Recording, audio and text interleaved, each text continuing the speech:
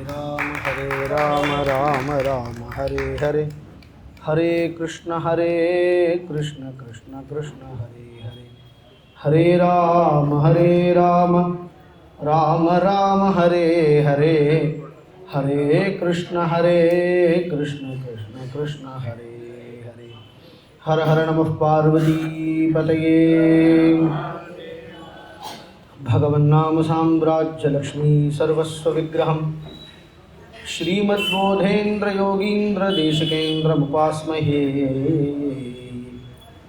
पूर्ण प्रेम रसस्वरूपममलं माधुर्यमुग्धे क्षणं भक्तानां हृदयंगमं निजजनान् प्रह्लादयन्तं प्रियानि अव्याजस्मितलेशसुन्दरमुखेनाकर्षयन्तं स्वकान् ह्यस्माकं कुलदैवतं स्मरमणः श्रीमाधुरी जीवनम् मेघश्यामलसुन्दरं कटिलसत्काञ्चिं सुवर्णाम्बरं मन्दस्मेरमुखं सरोजनयनं वंशीविलोलाधरं नानाभूषणभूषितं सुललितं नृत्यत्पदाम्भोरुहं राधाभूषितवामभागमनिशं श्रीभक्तपालं भजे श्रीमत्प्रेमिकपादाब्जं भावयन्तं सदा हृदि श्रीमद्वेङ्कटकृष्णाख्यं श्रीहरिं सद्गुरुं भजे वागीशाद्याः सुमनसः सर्वार्थानामुपक्रमे यन्नत्वा कृतकृत्याः स्युः तं नमामि गजाननम् उमाकोमलहस्ताब्जसम्भावितललाटकं हिरण्यकुण्डलं वन्दे कुमारं कनकप्रभम् वागर्थाविव सम्पृक्तौ वागर्थप्रतिपत्तये जगतः पितरौ वन्दे पार्वती परमेश्वरौ नमः शिवाभ्यां नवयौवनाभ्यां परस्पराश्लिष्टवपुर्धराभ्यां नगेन्द्रकन्या वृषकेतनाभ्यां नमो नमः शङ्करपार्वतीभ्यां हर हर नमः पार्वती पतये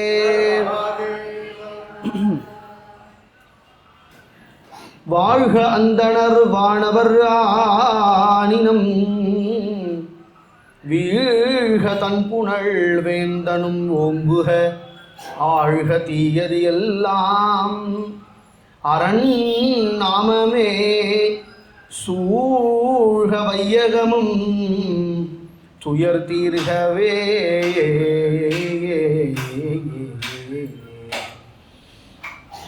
திருஞான சம்பந்தர் அப்படின்னு ஒரு பெருமான் இருந்தார்.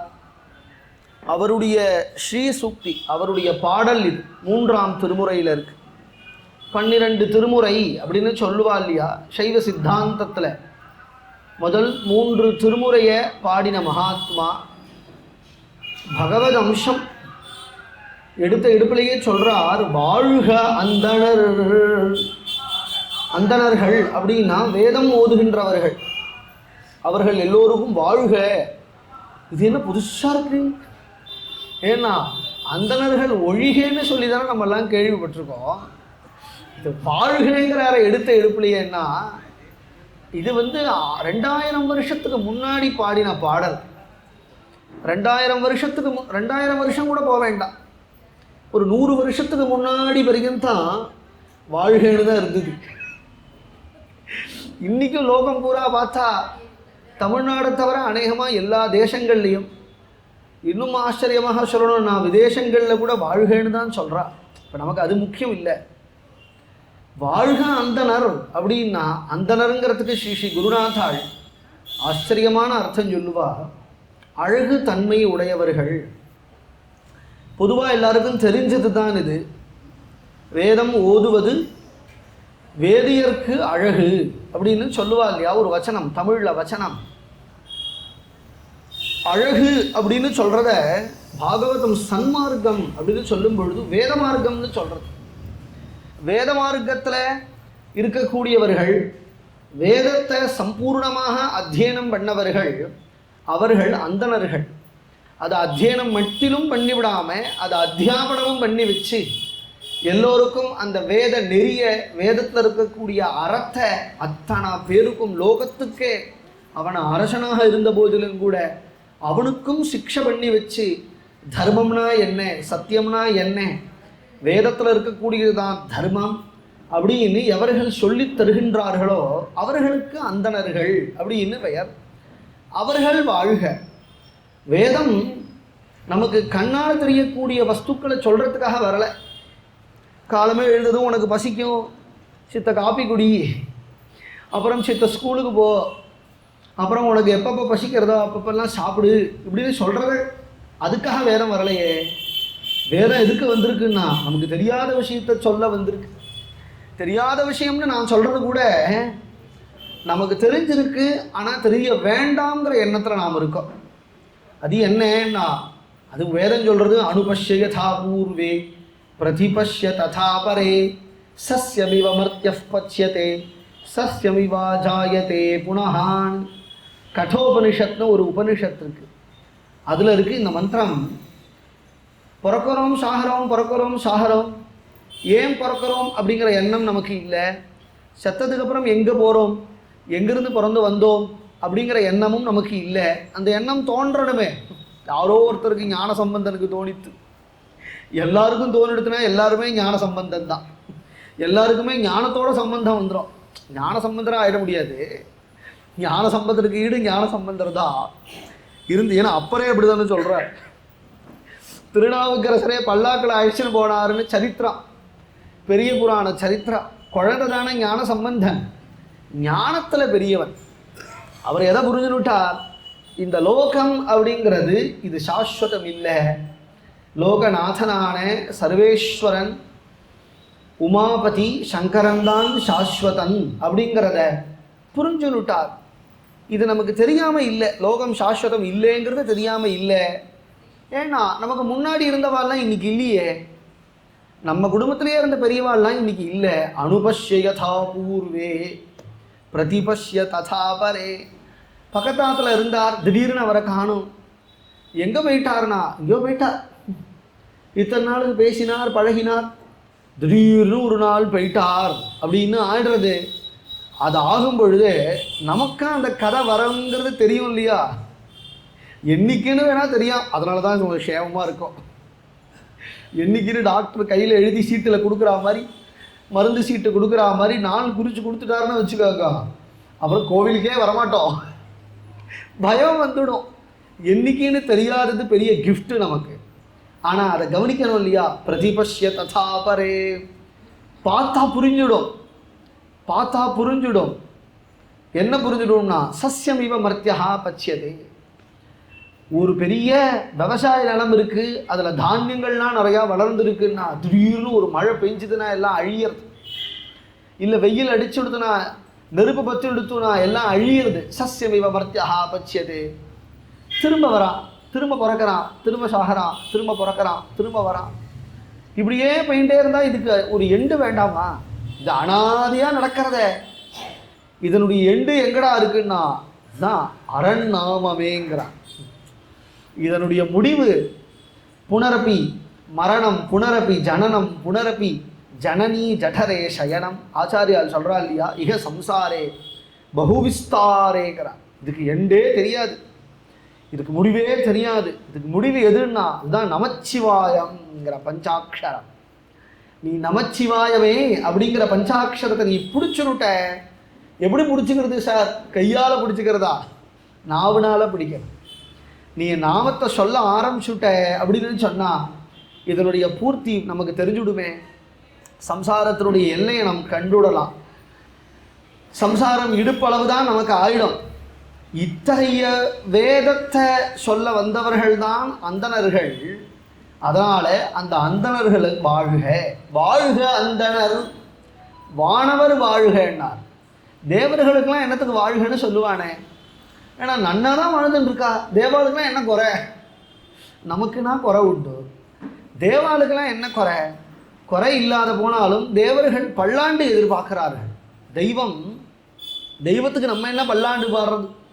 ஆழ்வார் பாடினார், பல்லாண்டு பல்லாண்டு பல்லாயிரத்தாண்டு பல கோடி நூறாயிரம் அப்படின்னா ஆழ்வார் பாடினார். பல்லாண்டு பாடுறது இவருடைய அபிப்பிராயத்துக்காகத்தான், இவருடைய ஆசைக்காகத்தான். பெருமாளுக்கோ இல்லை சிவனுக்கோ திருப்பள்ளி எழுச்சி பண்ணுறது, இல்லை நான் டோலோத்சவம் பண்ணுறது, இதெல்லாம் நம்மளுடைய பிரீத்திக்காகத்தான். சர்வேஸ்வரனுக்கு நம் பண்ணக்கூடிய பல்லாண்டுனால எந்த பிரயோஜனம் இல்லாத போனாலும் கூட நாம் பண்ணணும்னு அவன் எதிர்பார்க்கிறான். வானவர் வாழ்க, ஆனினம் வாழ்க, பசு பட்சிகள்லாம் சௌக்கியமாக இருக்கணும். இது ரொம்ப ஆச்சரியம் பார்த்தேடா. வடமொழி வடமொழி வடமொழிங்கிறாங்களே, ஆனால் என்ன ஆச்சரியம் பார்த்தேன்னா, தமிழ் பிரபந்தங்கள் ஆழ்வார்களுடைய திவ்ய பிரபந்தமாக இருக்கட்டும், இல்லை தேவாரமாக இருக்கட்டும், திருவாச்சகமாக இருக்கட்டும், திருவெண்பாவையாக இருக்கட்டும், எதா வேணா இருக்கட்டுமே, அப்படியே வேதமாக இருக்கும், அப்படியே புராணமாக இருக்கும், அப்படியே இதிகாசங்களாக இருக்கும். வியாசர் என்ன சொன்னாரோ அதையே திருஞான சம்பந்தரும் சொல்றார். கோ பிராமணே சுபவஸ்து நித்யம் லோகா சவஸ்தா சுகினோ பவந்து. இது நித்திய பிரார்த்தனையில நாம் வச்சுட்டு இருக்கிறோம். அதை சொல்றார். பசு பட்சிகள்லாம் சௌக்கியமாக இருக்கணும், பசு ஹிம்சை செய்யக்கூடாது, எந்த மிருகத்தையும் ஹிம்சை செய்யக்கூடாது. வேதம் சொல்றது. மாதா ருத்ராணாம் துஹிதா வசூனாம் ஸ்வசாதித்யானாம் அமிர்தஸ்ய நாபீஹி. ருக்வேதத்தில் இருக்கு இந்த மந்திரம். பிரணுவோ சஞ்சிகிதுஷே ஜனாய மாகாமணா காமதீதிம் வதிஷ்டா. கொலை பண்ணாத, பசுவை கொலை பண்ணாத, ஏன்னா பசு போல ஒரு ஜந்து உண்டா. ஆச்சரியமான பாவார்த்தம் குருநாதால் சொல்லுவார். எல்லா மிருகத்தினிடத்துலையுமே ஒரு குணம் இருக்கு, எல்லா மிருகங்கள்கிட்டையுமே ஒரு குணம் இருக்கு. அந்த குணத்தை நம்ம கற்றுக்கணும். இல்லைன்னா இல்லாத போனால் என்னன்னா, மிருகம் பரமேஸ்வரனை சரணாகதி பண்ணி மோட்சத்துக்கு போயிடும். எத்தனை கதை இருக்குது தெரியுமோ? கர்க்கடகேஸ்வரர்னு ஒரு கோவில் இருக்கு. அங்கே நண்டு பூஜை பண்ண சிவன் உண்டு, சலந்தி பூஜை பண்ண சிவன் உண்டு, யானை பூஜை பண்ண சிவன் உண்டு. அதெல்லாம் மோட்சத்துக்கு போய்டுறதுன்னா அதுக்கெல்லாம் அப்படியே ஞானம் வந்துடுறது பாருங்க, பக்தி வந்துடுறது. வாக்கு இல்லை, கைகால் இல்லை, நாளுமே பக்தி பண்ணுறது. மிருகத்தினிடத்துலேருந்து நம்ம இதெல்லாம் கற்றுக்க முடியும். நாய் அப்படின்னு சொன்னால் அது நன்றியாக இருக்கே, யார் வளர்க்குறாங்கன்னா அவனுக்கு நன்றியாக இருக்குது. பசுவனிடத்துலையும் ஒரு குணம் இருக்குது. பசுவனிடத்தில் என்ன குணம்னா வாத்சல்யம், அன்பு, பாசம். பசு என்ன பண்ணுறது? நமக்கு எல்லா நல்லதையும் கொடுத்து வீணாக போனதை அது திங்கிறது. நமக்கு அரிசியை கொடுத்தா அது பதற திங்கிறது. நமக்கு சத்தான வஸ்துக்களை கொடுத்துட்டு அது வெக்கோலையும் தவிடையும் புண்ணாக்கியம், அது எதெல்லாம் நம்ம வேணான்னு தூக்கி போடுறோமோ அதை சாப்பிடுவாங்க. ஆற்றுலையே அம்மா தானே, அம்மா என்ன பண்ணுவா? காலமே விதவிதமாக பண்ணி குழந்தைகளுக்கெல்லாம் எல்லாம் கொடுக்க வேண்டியதை கொடுத்து ஸ்கூலுக்கு அனுப்பி, ஆற்றுக்காரருக்கு கொடுக்க வேண்டியதெல்லாம் கொடுத்து, அவரை ஆஃபீஸுக்கு அனுப்பி, அப்புறம் மாமனார் மாமியார் இருந்தார்னு சொன்னால் அவளுக்கு டிஃபனெல்லாம் பண்ணி அவளுக்கு கொடுத்து, ராத்திரி அவள் அவளுக்கெல்லாம் டிஃபன் பண்ணி கொடுத்து, மிச்சம் என்ன இருக்கோ அதை சாப்பிடுவா. பழையது மிஞ்சிடுத்துனா அந்த பழையதையும் அந்த அம்மாவே சாப்பிடும். அதை மாதிரி இந்த பசுவுக்கு மாத்ருபாவம். அது என்ன பண்ணுறது? நமக்கு பாலை கொடுக்கறது, அதுக்கிட்டேருந்து பாலை பூரா அறந்து விடுறோம். நம்ம கண்டுக்குட்டி கூட கொடுக்காம எல்லா பாலையும் இங்கேருந்து நம்ம குடிச்சு விடுறோம். பால்லேருந்து தயிராகுது, தயிர் வெண்ணெயாகுது, வெண்ணெய் நெய்யாகுது. புஷ்டியான வஸ்துக்களெல்லாம் நமக்கு கொடுத்துடும். அது வீணாக போனது. நம்ம பழத்தை சாப்பிட்டு தோலை போட்டால், பழம் நீ சாப்பிடு, தோலை நான் சாப்பிட்றேங்கிறது. அந்த மாடு பழம்தான் கொண்டான்னு நம்மளிடத்துல கேட்குறேன். அப்போ எவ்வளோ வாத்சல்யமாக இருக்குது. வேதம் சொல்கிறது ருத்ராணாம் மாதா, ருத்ரர்களுக்கெல்லாம் மாதா, மருத்துகள். இந்த மருத்துக்கள்லாம் அம்மாமா. கோங்கிறது பசுங்கிறது மருத்துக்களுக்கெல்லாம் அம்மாங்கிறது. ருத்ராணாம் மாதா ஸ்வசா ஆதித்யானாம், ஆதித்யர்கள், துவாதச ஆதித்யர்கள் இருக்கா. மாதா ருத்ராணாம் துஹிதா வசூனாம், அஷ்ட வசுக்கள். அந்த அஷ்ட வசுக்களுக்கு பெண்ணா இந்த பசு அப்படிங்கிறது. எல்லா வேதம் கதை மாதிரி சொல்கிறதே தவிர தத்துவார்த்தம் உண்டு. ஆதித்யர்களுக்கெல்லாம் அந்த பசுங்கிறது அக்கா அப்படின்னு சொன்னால் என்ன ஆச்சரியம்னா, துவாதச ஆதித்யர்கள்லாம் அதில் கண்ணனும் உண்டு தானே. பசுபாலன், கோபாலன்னு பேர். பரமேஸ்வரனுக்கு பசுபதினு பெயர். ஏன் பசுபதினு பெயர்? லோகநாதன், ஜெகதீஸ்வரன், ஜெகநாதன், இவ்வளவு திருநாமங்கள் இருந்தாலும் பசுபதி, உமாபதே, பசுபதே, இந்த பசுபதிங்கிற திருநாமத்தில் சந்தோஷம் அடைகிறார். ஏன் பசுபதிங்கிற திருநாமத்தில் சந்தோஷம் அடைகிறார் அப்படின்னா, இன்னும் மனுஷனுக்கு தான் பத்தியான்னு, மாடுகள்லாம் அவருக்கு வேண்டாமா என்ன? அவர் தான் ஆ பிரம்மாதி விபீலிகா அந்த தனுஷு புரோதா ஜகத் சாட்சினி. நம்ம தான் மனுஷால் தான் இன்னார் வேண்டியவன் இன்னார் வேண்டாதவன் அப்படின்னு எல்லாத்தையும் பொல்லாத்தையும் நாமளே கல்பனை பண்ணிண்டு வெறுக்கத்தக்க செயலை செய்துண்டு வெறுத்து கொண்டு அடிச்சுட்டு இருப்போம். சர்வேஸ்வரன் எப்படி இருக்கான்னா, நமக்குள்ளேயும் சஞ்சாரம் பண்ணுறான், அந்தர்யாமியா எறும்புக்குள்ளேயும் இருக்கான், எறும்புக்குள்ளேயும் இருக்கான் அந்த சர்வேஸ்வரன். சர்வேஸ்வரனுக்கு பேதம் கிடையாது, அவனுக்கு பசுபதினு பேர்.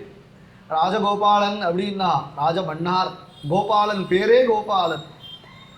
கோபாலன் நீ அவனை கோவிந்தன் அப்படிங்கிற திருநாமத்தை, வேதப்ரோக்தமான திருநாமங்கள் எவ்வளவோ இருக்கு. குருகாயன், குருகாயன்னு பேரு பகவானுக்கு வேதப்ரோக்தமான திருநாமங்கள். அந்த திருநாமத்தை விட நீ கோபாலா கோபாலா கோகுலநந்தன கோபாலா அப்படின்னு நீ கூப்பிட்டேனா அவன் சந்தோஷம் அடைகிறான். பசுக்களெல்லாம் பரிபாலிச்சான் இல்லையா சர்வேஸ்வரன். சொசா ஆதித்யானாம் அமிர்தஸ்ய நாபிகி, அமிர்தத்தை கொடுக்கறது பால். எந்த குழந்தையும் பிறந்த உடனே அது தாய்ப்பால் குடிக்கும். அப்புறம் என்ன குடிக்கணும்? பசும்பால் குடிக்கும். ஒரு வயசு வரைக்கும் தானே தாய்ப்பால், அப்புறம் யாருக்கும் பசும்பால் தேவைதானே. நீ பசுவை பூரா கொண்டுட்டு பசுவை பூரா நீ சாப்பிட்டுட்டேன்னு சொன்னால் பாலுக்கு எங்கே போய் நிற்ப? காலமே 6 மணினா பால் வேணுமே.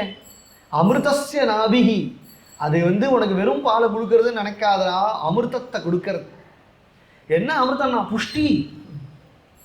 நீ பசும்பால் குடிச்சேன்னா எவ்வளவு புஷ்டியும் உனக்கு சரீர தேகம், எவ்வளவு புஷ்டியை கொடுக்கறது, எவ்வளவு விட்டமின்ஸ் இருக்கு. அதுதான் அமிர்தஸ்ய நாபிகிங்கிறது வேதா. பிரணு ஓச்சம் நான் சொல்கிறேன், வேதம் சொல்கிறது பிரணு ஓச்சம் சிக்கிதுஷே ஜனாய, நம்மளை பார்த்து சொல்கிறது. மாகா மணாகா அதிதிம் வதிஷ்டா. அதித்தின்னா தைரியமாக இருக்கு. பசுவை போய் கத்தி எடுத்து வெட்ட போகும் பொழுது முகத்தை பார்க்கணும்.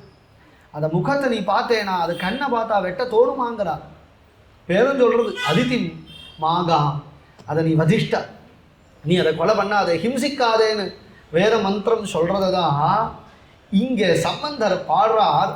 ஆணினம் வாழ்க வீழ்க தன் புனல். புனல்னா தீர்த்தம். காலே வருஷத்து பர்ஜன்யா பிருத்திவி சஸ்ய சாலினி அப்படின்னு நம்ம சொல்கிறோம் இல்லையா, அதே பாடுறார். வீழ்க தன் புனல். மாதம் மும்மாறி மழை பெய்யணும், நிறையா மழை பெய்யணும். இன்னத்துக்கு சுவாமி நங்கநல்லூரில் உட்காந்துட்டு மழை பெய்யணுங்க. போன மாதம் நாங்கள் பட்ட பாடு, 1 மணி நேரம் மழை பெஞ்சாலே இருக்க முடியலையேன்னா, அனாவிருஷ்டியும் கூடாது அதிவிருஷ்டியும் கூடாது. அதிவிருஷ்டினா ஒரேடியாக மழை பெய்யும்.